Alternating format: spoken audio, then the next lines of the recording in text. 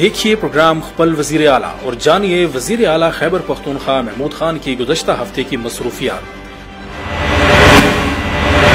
वजीर आला खैबर पख्तूनख्वा महमूद खान ने सैलाबज़दा इलाकों के हंगामी दौरे किए। वजीर आला महमूद खान ने खैबर पख्तूनख्वा के सैलाबज़दगान के रिलीफ के लिए अहम इकदाम के तौर पर अपने ज़ेर इस्तेमाल हेलीकॉप्टर MI-17 सैलाब मुतासरीन के लिए मुख्तस कर दिया है।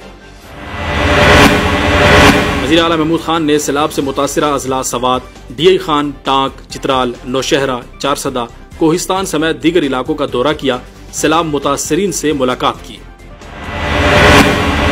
वज़ीर आला महमूद खान ने कहा कि सूबा भर में मुतासरीन को फौरी रिलीफ की फराहमी अव्वलीन तरजीह है, जबकि तमाम मुतासिरा इलाकों की बहाली के लिए जामे और ठोस मनसूबा साजी की गई है।